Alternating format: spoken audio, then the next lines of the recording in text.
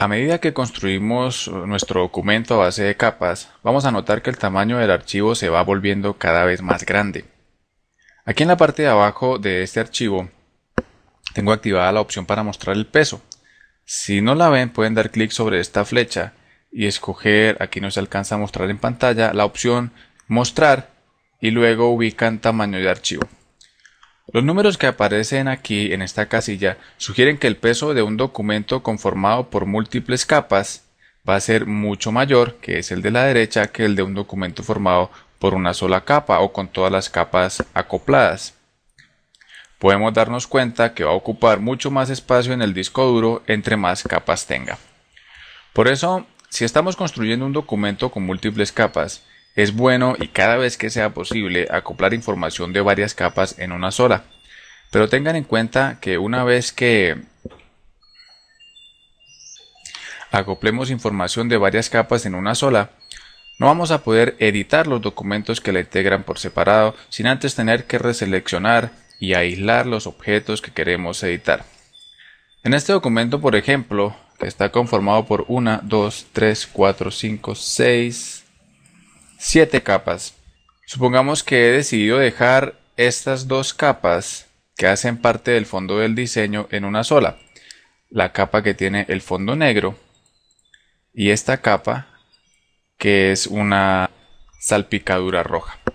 Entonces, para hacerlo, voy a seleccionar las dos capas que quiero convertir en una sola, dejando presionada la tecla Control y seleccionando las dos capas, o en caso de ser más, la cantidad que necesitemos acoplar. Y lo que voy a hacer ahora es desde el menú del panel de capas a escoger la opción Combinar capas. Este comando fundirá en una sola cualquier cantidad de capas que tengamos seleccionada. Podemos ver luego de ejecutarlo que las dos capas ahora aparecen como una sola, y lo voy a demostrar ocultando la visibilidad de esta nueva capa para ver que los dos elementos que antes aparecían por separado en su propia capa ahora se manejan como una sola. Otra forma de fundir capas es generar una nueva capa a partir de las capas que tengamos seleccionadas y queramos fundir. Esto significa que puedo tomar cualquier cantidad de capas y crear una composición en una nueva capa a partir de la información que todas almacenan sin perder editabilidad en cada capa por separado. ¿Pero en qué momentos quisiéramos hacer esto? Bueno, es bastante útil cuando tenemos que hacerle algo a todas las capas al mismo tiempo, como por ejemplo un enfoque final a toda la combinación o un ajuste de luz. Para hacerlo, puedo seleccionar todas las capas que tengo en este documento, pueden ser todas, pueden ser solo algunas, y luego voy a ir hasta el menú del panel de capas que se accede desde este botón y a buscar la opción Combinar visibles. Pero antes de dar clic sobre ella, sobre esta opción, voy a dejar oprimida la tecla Alt y reingresar de nuevo hasta esta opción y ejecutarla.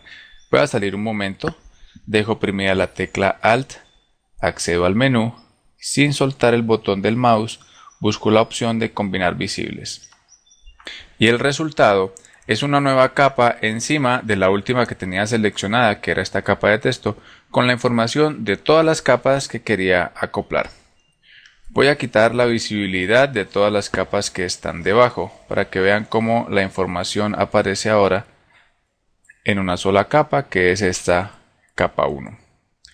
Algo muy importante cuando vamos a empezar a combinar capas es guardar una copia del documento combinando la menor cantidad de capas posibles que creamos que vayamos a necesitar más adelante editar. Y esto porque si no tuvimos el cuidado de hacerlo, vamos a gastar mucho más tiempo en el proceso de reedición cuando tengamos que abrir el documento nuevamente y realizarle otros ajustes. Y luego sí, después de haber guardado una copia general con la mayor información de capas posibles, podemos tener una copia del documento con todas las capas combinadas para compartirlo. También deben tener en cuenta, y esto es muy importante, que después de combinar todas las capas en un documento o grupos de capas, al guardar el archivo y cerrarlo, va a ser imposible recuperar información de capas individuales que antes integraban el documento. Por eso mi consejo es tener dos copias del mismo archivo, uno con capas y otro acoplado.